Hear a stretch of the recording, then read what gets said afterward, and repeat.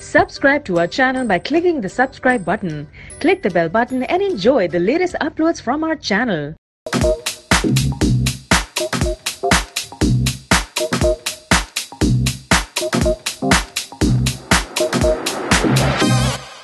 आपके motorcycle girl ਜਿਹੜੀ film recently ਆਈ ਹੈ ਉਹਦੇ ਬਾਰੇ ਵਿੱਚ ਤੁਹਾਡੀ ਕੀ ਰਾਏ ਹੈ? ਫਵਾਦ ਸਾਹਿਬ ਸਭ ਤੋਂ ਪਹਿਲੀ ਗੱਲ ਤੇ ਹੈ ਕਿ ਜਦੋਂ ਵੀ ਕੋਈ ਪਾਕਿਸਤਾਨੀ ਫਿਲਮ ਰਿਲੀਜ਼ ਹੁੰਦੀ ਹੈ ਤੇ ਡਰਦਿਆਂ ਮੈਂ ਸਿਨੇਮਾ ਹਾਲ 'ਚ ਕਦਮ ਰੱਖਣਾ ਵਾ ਕਿ ਪਤਾ ਨਹੀਂ ਹੈ ਫਿਲਮ ਵੀ ਹੋਏਗੀ ਕਿ ਨਹੀਂ ਹੋਏਗੀ। ਡਰਾਮਾ ਤੇ ਸਟ੍ਰੈਚ ਕਰਕੇ ਨਹੀਂ ਇਹਨਾਂ ਨੇ ਵੱਡੀ ਸਕਰੀਨ ਦੇ ਉੱਤੇ ਲਾ ਦਿੱਤਾ, ਲੇਕਿਨ ਥੈਂਕਫੁਲੀ ਸੇਇੰਗ ਕਿ ਪਾਕਿਸਤਾਨ ਦੀ ਇਹ ਜਿਹੜੀ ਫਿਲਮ ਆਈ ਹੈ ਇਹ ਵਾਕਈ ਇੱਕ ਫਿਲਮ ਹੈ ਔਰ ਇਹਦੇ 'ਚ ਵਜ੍ਹਾ ਇਹਦੀ ਦਾ ਸਬਬ ਕੀ ਹੈ ਕਿ ਇਹ ਫਿਲਮ ਹੈ ਉਹ ਤੁਹਾਨੂੰ ਉੱਥੋਂ ਪਤਾ ਲੱਗ ਜਾਏਗਾ ਕਿ ਇਹਦਾ ਜਿਹੜਾ ਕੋ ਪ੍ਰੋਡਿਊਸਰ ਹੈ ਉਹ ਕੌਣ ਹੈ। ਉਹ ਕੋ ਪ੍ਰੋਡਿਊਸਰ ਕੌਣ ਹੈ ਭਲਾ? ਜਾਮੀ ਮਹਿਮੂਦ। ਤੇ ਇਹ ਉਹ ਬੰਦਾ ਹੈ ਕਿ ਜਿਹਨੇ ਫਿਲਮ ਮੂਰ ਬਣਾਈ ਸੀ ਔਰ ਫਿਲਮ ਮੂਰ ਦੇ ਬਾਜ਼ ਫਰੇਮ ਐਸੇ ਨੇ ਕਿ ਮੈਂ ਪਾਕਿस्तानी कौमी मीडिया ते जाके बाकायदा ये आख्या कि he is the David lean of Pakistan. इस कदर खूबसूरत फवाद साहब इन्हां दी सिनेमेटोग्राफी हुंदी है कि बंदा कहंदा कि बस फिल्म अगे ना चले, ए फ्रेम इत्थे ही फ्रीज कर दियो और कुछ देर वेखन दियो सानू ए वाला फ्रेम। ते चूंकि motorcycle girl is a story about a girl जिन्हें के अपने वालिद दा एक ख्वाब पूरा कीता खुंजराब पास तक जान दा मोटरसाइकिल दे उत्ते। ਤੇ ਜ਼ਾਹਿਰ ਹੈ ਜਦੋਂ ਕਿ ਨਾਰਦਰਨ ਏਰੀਆਜ਼ ਦੇ ਬਾਰੇ ਚ ਤੇ ਸਿਨੇਮੈਟੋਗ੍ਰਾਫੀ ਵੀ ਉਸੇ ਲੈਵਲ ਦੀ ਹੋਣੀ ਚਾਹੀਦੀ ਸੀ ਤਾਂ ਕਿ ਪਾਕਿਸਤਾਨ ਦੇ ਸੋਹਣੇ ਇਲਾਕੇ ਵਾਕਈ ਸੋਹਣੇ ਵੀ ਲੱਗਣ। ਮਸਲਨ ਲਾਹੌਰ ਸੇ ਆਗੇ ਜਾਂ ਕਰਾਚੀ ਸੇ ਲਾਹੌਰ ਉਹ ਇੱਕ ਟਰੈਵਲੌਗ ਟਾਈਪ ਦੀ ਇੱਕ ਫਿਲਮ ਹੈ, ਲੇਕਿਨ ਕਿਤੇ ਨਜ਼ਰ ਨਹੀਂ ਆਉਂਦਾ ਕੋਈ ਜਿਹੜਾ ਲੈਂਡਸਕੇਪ ਹੈ।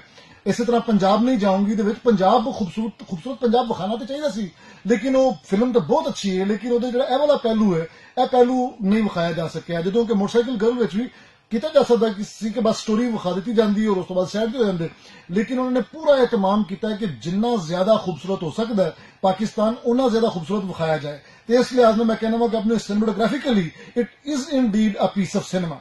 ठीक है जी, फिल्म तो है।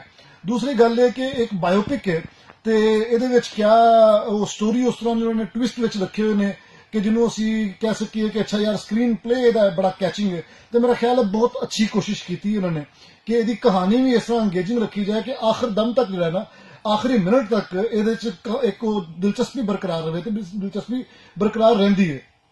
और फिर कैमियो अपीयरेंस जी है वो ज़ीनत इरफान दी भी है। ज़ीनत इरफान वो लड़की है जिदी कहानी है basically she is the motorcycle girl जिन्हों के सुहाय अली अबड़ू ने स्क्रीन के उत्ते एक प्ले किया, वो रोल जो सुहाय ने किया।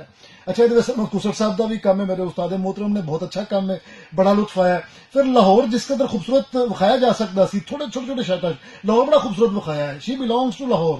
मोटरसाइकिल गर्ल जी है ओदा होम टाउन है वो लाहौर है।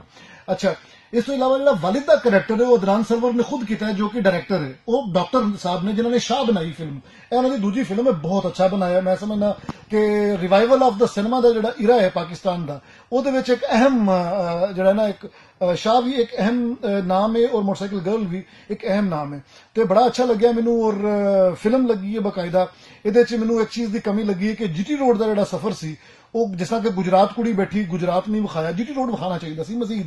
जीटी रोड खूबसूरत है जरा ना इनू बल्कि वो जरा किपलिंग रिडयार्ड किपलिंग दे जुबान च कि एक नर्व है जिंदगी दी बरे सगीर दी जीटी रोड जी है और उन्होंने विखाना चाहिए सी। एक दरिया है जीटी रोड ने दरिया में मुशाबे दी कि जिंदगी का दरिया है जरा कि बरे सगीर के सीने के उत्ते जिन्होंने चल रहा होंगे हर वक्त वो विखाना चाहिए सी। उन्होंने गुजरांवाला विखाते, गुजरात विखाते, वजीराबाद विखाते, अगों पिंडी तक और उस तो बाद अगे लै जाते पहाड़ों के उत्ते पोटवार के इलाके च होंदे होया उस तो बाद ऑनवर्ड्स गिलगित और अगे एंड ते उत्थे पहुंच जाते हैं जिथे खुंजराब।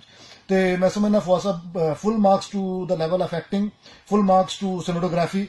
कहानी थोड़ी जिनी होर अच्छी की जा सकती सी, एडिटिंग थोड़ी जिनी मैं समझना इंप्रूव करने की जरूरत सी, कलर जरा चेंज कर लेंदे ते उन्नी उलझन ना होंदी, समझ नहीं पैंदी कोई कहानी होने ते सड़क ते सी होने ऑफिस किस तरह पहुंच गई तो कनैक्ट करने थोड़ी जिनी देर लगती है। ड्रामेटिकली तुसी कह लो कि अंगेजिंग है तो हाँ वो तो है, लेकिन एक झटका जहा लगता है वो थोड़ा जिन्ना ना पोस्ट में जाके काम किया जा सकता सी। बहरहाल मैं समझना वा कि मोटरसाइकिल गर्ल एक खूबसूरत फिल्म है, बायोपिक है, विमेन एम्पावरमेंट का एक मैसेज है और बाज़ जगह तो ड्रैग होंगी महसूस होंगी है लेकिन फौरन वापस होंगी है और अपने कॉन्फ्लिक्ट पॉइंट बनाती है अपने अपने प्लाट पॉइंट्स जिन्होंने आखी देना वो प्लाट पॉइंट आता है और उस तो बाद सक्सैसफुली अगले पॉइंट उत्ते चली जाती है।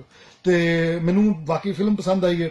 ਅਦਨਾਨ ਸਰਵਰ ਨੂੰ ਫੁੱਲ ਮਾਰਕਸ ਨੇ, ਉਹਨਾਂ ਨੂੰ ਹੋਰ ਫਿਲਮਸ ਵੀ ਬਣਾਉਣੀਆਂ ਚਾਹੀਦੀਆਂ ਨੇ, ਜਾਮੀ ਸਾਹਿਬ ਦੇ ਨਾਲ ਮਿਲ ਕੇ ਬਣਾਉਣੀਆਂ ਚਾਹੀਦੀਆਂ ਨੇ, ਸਰਮਦ ਸਾਹਿਬ ਦੇ ਨਾਲ ਮਿਲ ਕੇ ਬਣਾਉਣੀਆਂ ਚਾਹੀਦੀਆਂ ਨੇ। ਸਮੀਨਾ ਪੀਜ਼ਾ ਦਾ ਕੰਮ ਬਹੁਤ ਅੱਛਾ ਹੈ, ਸ਼ਮੀਮ ਹਲਾਲੀ ਦਾ ਇਹਦੇ 'ਚ ਕੰਮ ਬਹੁਤ ਅੱਛਾ ਹੈ, ਖਾਲਿਦ ਬੱਟ ਦਾ ਬਹੁਤ ਥੋੜਾ ਜਿਹਾ ਕਿਰਦਾਰ ਹੈ ਲੇਕਿਨ ਕਮਾਲ ਹੈ, ਲੁਤਫ ਹੈ। ਤੇ ਇਹਦਾ ਜਿਹੜਾ ਭਰਾ ਹੈ ਸੁਲਤਾਨ, ਉਹਦਾ ਕਿਰਦਾਰ ਵੀ ਬਹੁਤ ਅੱਛਾ ਹੈ। ਤੇ ਮੇਰਾ ਖਿਆਲ ਹੈ ਕਿ ਮੇਰਾ ਆਪਣਾ ਸ਼ੌਕ ਪੈਦਾ ਹੋਇਆ ਕਿ ਅੱਛਾ ਜ਼ੀਨਤ ਇਰਫਾਨ ਦੀ ਕਹਾਣੀ ਅਸਲ ਕਹਾਣੀ ਕੀ ਹੈ। ਤੇ ਮੈਂ ਫਿਰ ਜ਼ੀਨਤ ਇਰਫਾਨ ਨੂੰ ਵੀ ਵੇਖਣਾ ਸ਼ੁਰੂ ਕੀਤਾ, ਉਹਨਾਂ ਨੂੰ ਫੋਲੋ ਕੀਤਾ ਇੰਸਟਾਗ੍ਰਾਮ ਤੇ ਵੀ, ਫੇਸਬੁੱਕ ਤੇ ਵੀ, ਤੇ ਉਹਨਾਂ ਦੀ ਕਹਾਣੀ ਵੀ ਬੜੀ ਦਿਲਚਸਪ ਹੈ। ਇੱਕ ਗੱਲ ਫਵਾਦ ਸਾਹਿਬ, ਆਖਰੀ ਗੱਲ ਮੈਂ ਜ਼ਰੂਰ ਦੱਸਣਾ ਚਾਹਾਂਗਾ, ਜ਼ੀਨਤ ਨੇ ਆਖਿਆ ਕਿ ਫਿਲਮ 'ਚ ਵਿਖਾਇਆ ਕਿ ਮੈਂ ਕੱਲੀ ਕੁੜੀਆਂ ਜਿਹੜੀ ਕਿ ਮੋਟਰਸਾਈਕਲ ਲੈ ਕੇ ਤੇ ਉਹ ਆਖਰੀ ਪੁਆਇੰਟ ਤੱਕ ਪਹੁੰਚੀਆਂ, ਚਾਈਨਾ ਬਾਰਡਰ ਤੱਕ ਪਹੁੰਚੀਆਂ। ਫਿਲਮ 'ਚ ਐ ਵੇ ਲੇਕਿਨ ਦਰ ਹਕੀਕਤ ਐਸਾ ਨਹੀਂ। ਪੂਰਾ ਸਾਡਾ ਗਰੁੱਪ ਹੈ ਜਿਹਦੇ ਵਿੱਚ ਸਭ ਤੋਂ ਇੰਪੋਰਟੈਂਟ ਗੱਲ ਹੈ ਕਿ ਮੇਰਾ ਆਪਣਾ ਭਰਾ ਵੀ ਹੁੰਦਾ